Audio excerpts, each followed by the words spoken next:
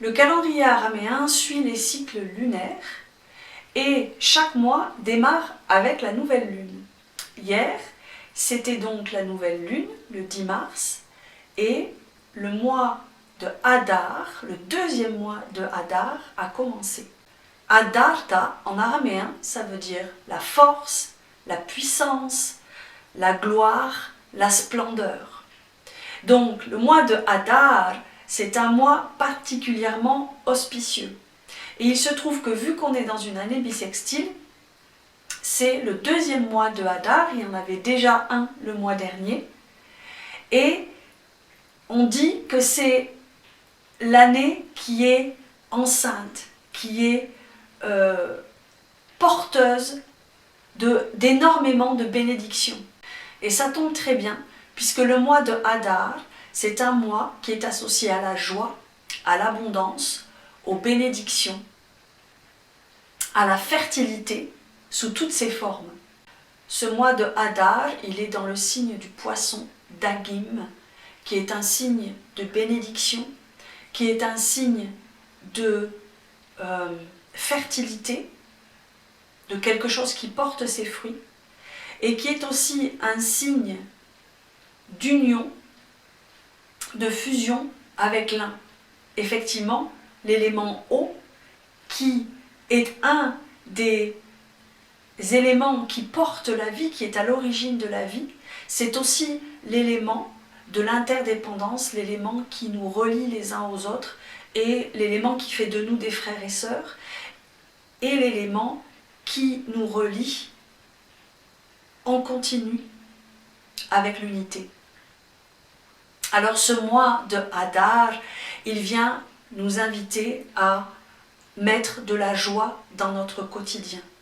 Il vient nous inviter à regarder au-delà des hauts et des bas de notre quotidien.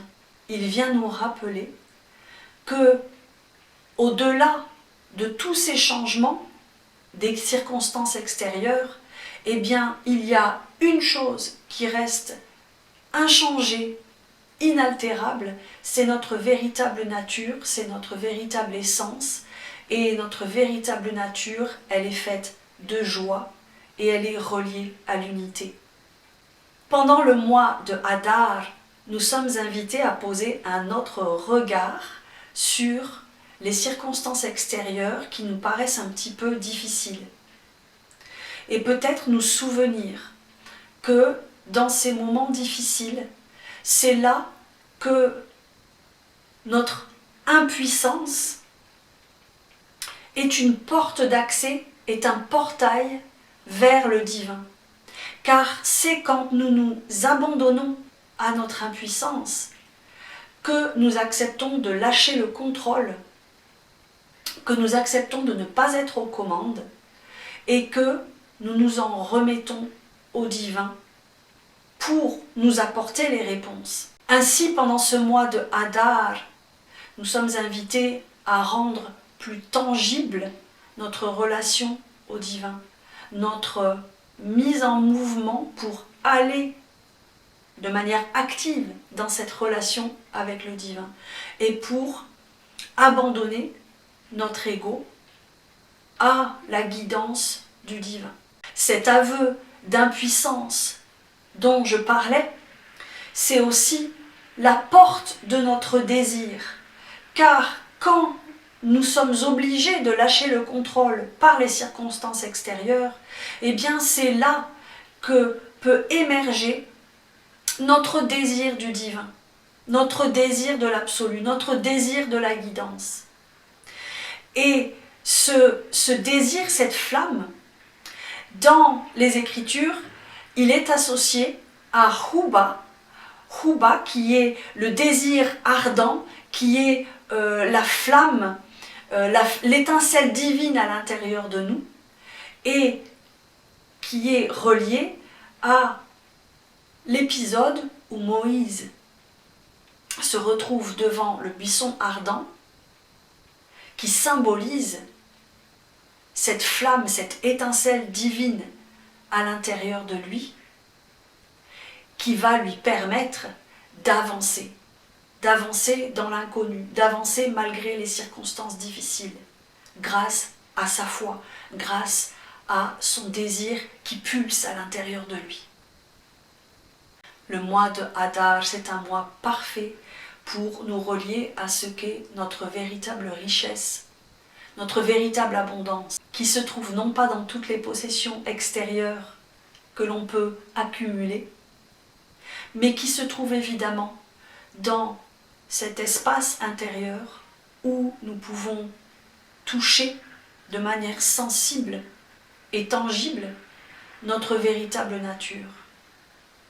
Et cet espace intérieur, eh bien, il se nourrit avec la prière, avec les pratiques dévotionnelles, comme le chant par exemple. Et cet espace intérieur, il est fait de silence, mais aussi d'une joie profonde d'être, d'une joie profonde d'être aligné avec ce qu'est notre véritable mission. Yeshua nous le dit dans la 9e béatitude.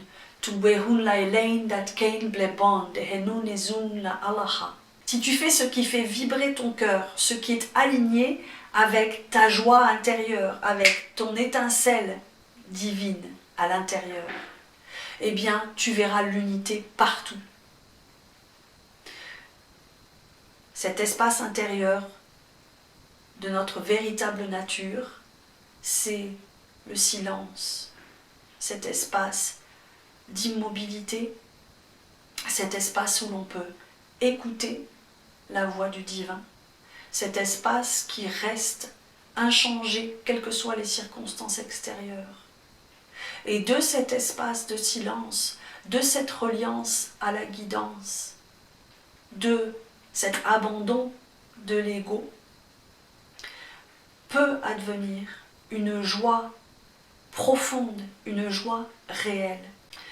Cette joie réelle, cette étincelle, c'est l'étincelle qui donne vie, qui enclenche le processus de création toujours renouvelé à l'intérieur de nous. Et c'est cette étincelle qui nous permet d'être en réponse adéquate avec le moment présent. Alors, pendant ce mois de Hadar, qui est aussi le dernier mois de l'année dans le cycle araméen, eh bien, on va pouvoir compter nos bénédictions, poser un regard sur tout ce que nous avons reçu, des plus petites aux plus grandes choses, des choses les plus insignifiantes aux choses les plus extraordinaires. C'est un mois pour pratiquer la gratitude. C'est un mois pour se rappeler que nous avons déjà tout. Car ce que nous avons aujourd'hui, c'est ce que Dieu nous a donné, c'est ce que Dieu nous donne. Et ce que Dieu nous donne, c'est parfaitement ce dont nous avons besoin pour répondre à notre mission du moment. Et je fais une petite parenthèse pour revenir à cette notion de mission. La plupart du temps, nous avons l'impression que quand on parle de notre mission d'âme, il s'agit toujours de notre activité professionnelle. Et j'ai envie de rappeler que ça n'est pas du tout exclusif à notre activité, mais notre mission d'âme, elle peut déjà changer au cours de la vie en fonction de notre évolution. Et puis, notre mission, elle peut être très personnelle, avoir quelque chose à guérir de notre histoire, de notre lignée. Elle peut être en lien avec notre famille, elle peut être en lien avec notre entourage plus élargi, etc., etc. Donc la mission, c'est vraiment une notion très large. Et dans ce mois de Hadar, nous sommes invités à nous souvenir que nous avons là, maintenant, tout ce dont nous avons besoin pour répondre à notre mission du moment. Donc dans ce mois de Hadar, eh bien, je t'invite à pratiquer la gratitude, à te relier à l'abondance réelle autour de toi, à chaque jour mettre de la joie dans ton quotidien, chaque jour un peu plus que la veille, à fêter ta relation avec le divin en la nourrissant au quotidien. Et nous allons terminer avec un mantra de la tradition hébraïque. Ivdu Hashem besimcha, Ivdu Hashem besimcha. Sers ton Dieu avec joie. Alors je t'invite à chanter avec moi et à aligner ton cœur en ce mois de Hadar avec ton désir ardent, avec ce qui te donne de la joie, avec ce qui te fait palpiter. Et alors tu pourras voir l'unité partout.